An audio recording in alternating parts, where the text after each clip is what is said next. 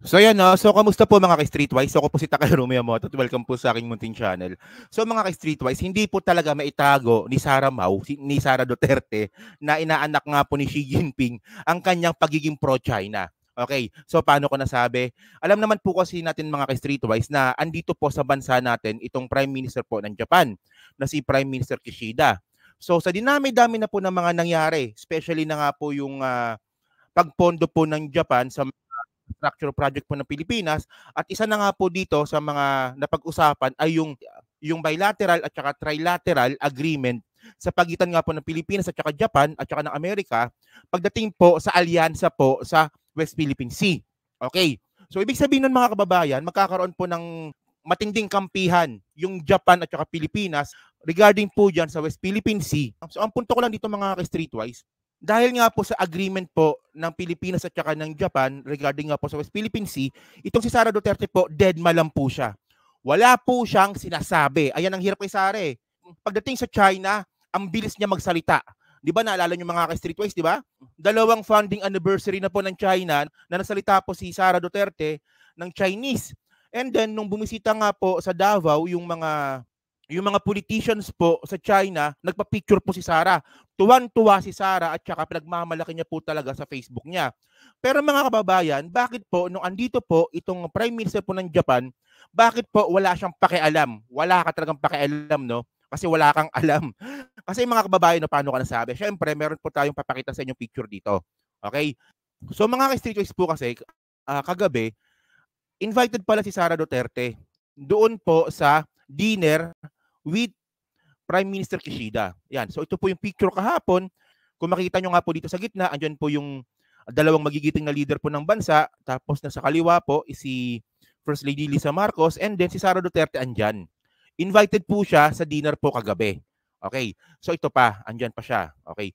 So may mga pictures po na lumabas na kasama talaga si Sara Duterte sa dinner kagabi with the Prime Minister Kishida. So, ang pinupunto ko lang dito mga kababayan, bakit walang Facebook post, walang Instagram post, di ba kung meron ba siyang Instagram, walang Twitter post si Sara Duterte, dyan nga po sa dinner na yan. Hindi siya proud. Di ba? Ganun lang yun eh. Kasi kung proud si Sara Duterte dito sa ginawa niya na to, ipagmamalaki niya po yan. Tulad po nung ginawa niya, nung nagsalita siya ng Chinese, at saka nung binisita yung Davao ng mga politicians po from China.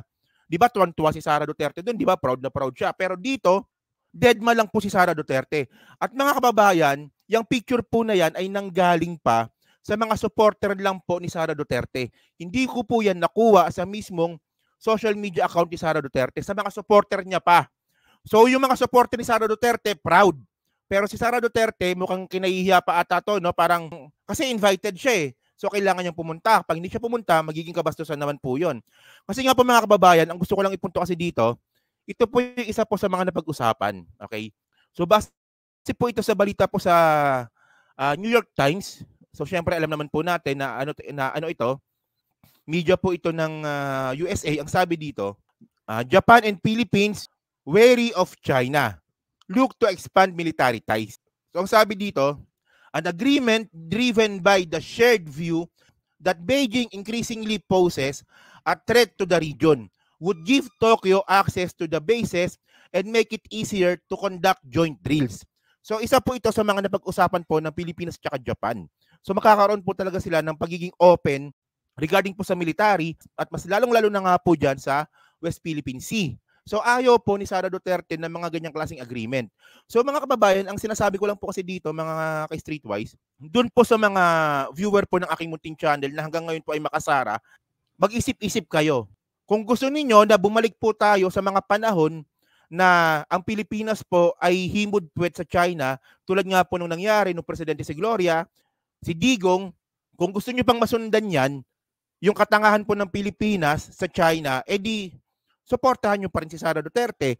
Pero syempre, kung ayaw nyo na po sa ginagawa po ng China at taga-suporta pa rin po kayo ni Sara Duterte, mag-isip-isip kayo.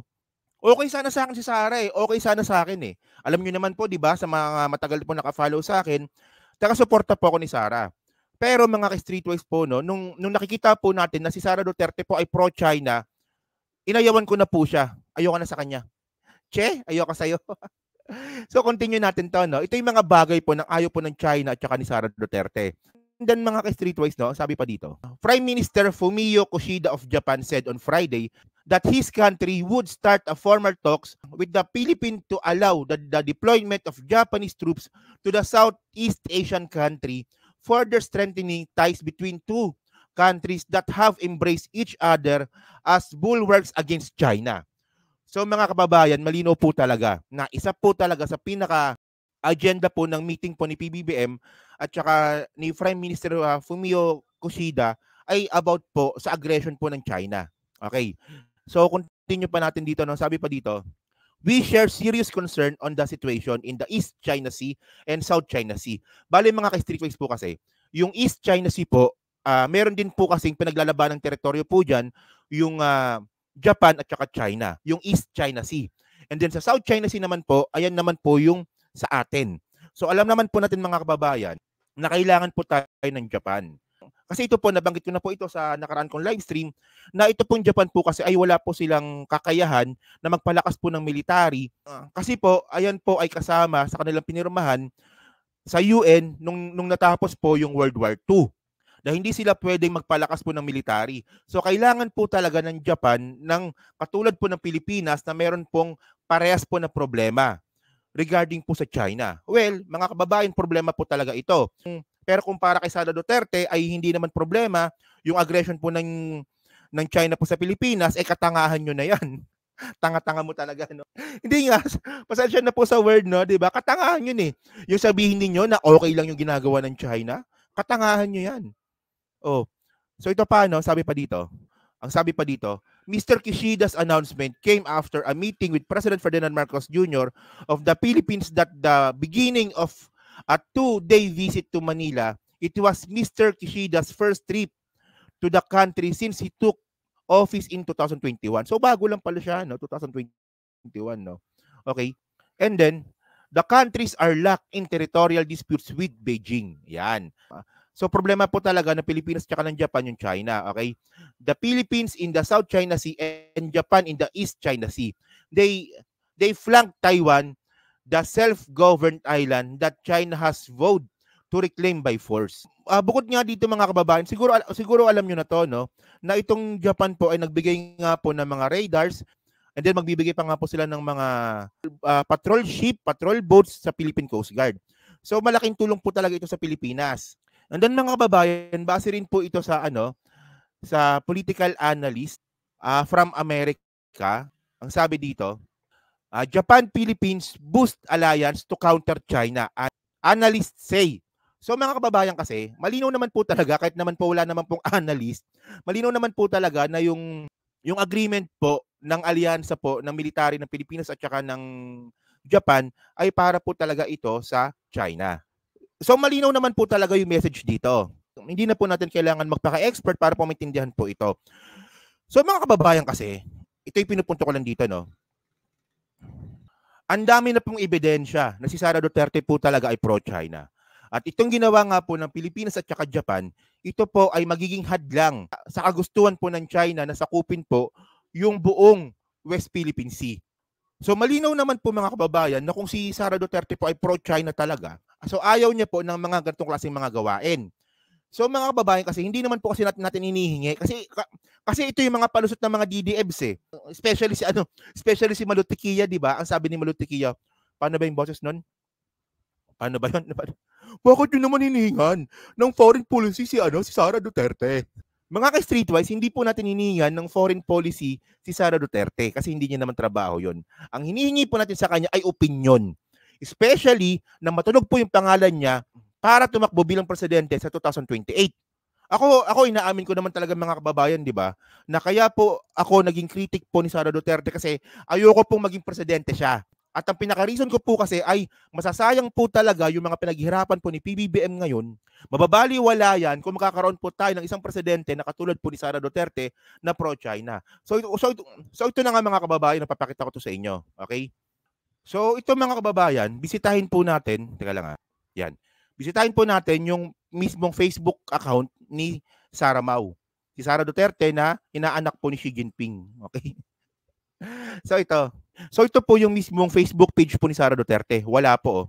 Deadma po siya sa naging meeting. Deadma po siya sa naging dinner meeting po nila ni Prime Minister Fumio Kishida.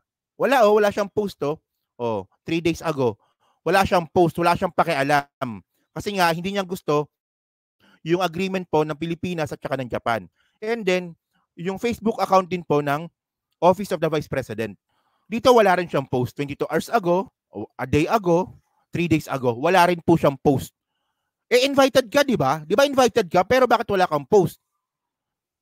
At nakita ko po yung picture po na yan, mga kababayan, na invited po siya dun po sa dinner meeting po ay nakuha ko pa po ito sa Inday Sara Nation. Na itong Inday Sara Nation po, ito po ay Facebook page lang po ito ng mga supporter ni Sara. So mas proud pa, mas proud pa pala yung mga supporter ni Sara sa dinner meeting with Fumio Kishida. Pero si Sara Duterte hindi. Ayan diyan ko nakuha yan tingnan niyo yung picture Teka lang. Ayan ito yung picture, di ba? Ayan So big deal ba 'to, mga kababayan? Para sa akin big deal ito. Kasi mga kababayan ulitin ko lang kapag Chinese po yung bisita po ni Sara Duterte, palagi po siyang naka-post sa mga social media account po ni Sara. Pero ito naman po ito kasi state visit po ito ng Japan Meron naman palang picture si Sara Duterte together with Fumio Kishida, pero bakit hindi siya proud? 'Di ba? So yun lang po, mga kababayan. So kayo ba? Naniniwala pa rin ba kayo na si Sara Duterte ay hindi pro-China? Naniniwala pa rin ba kayo? Ewan ko sa inyo, At kayo po, ano po masabi nyo nga po dito sa mistulang pagdedma nga ni Sara Duterte dito nga po sa dinner meeting niya with Prime Minister po ng Japan? Kumbaga parang umatand lang siya kasi nga kailangan, kasi invited. Pero wala siyang pakialam. Kasi kung may pakialam siya, dapat proud siya dun sa ginawa niya. Yon. So, pa-comment lang po sa baba. Binabasa ko pong lahat yan. So, muli po, maraming salamat po sa inyo lahat. Ako po si Takeo Romeo Moto. Bye-bye.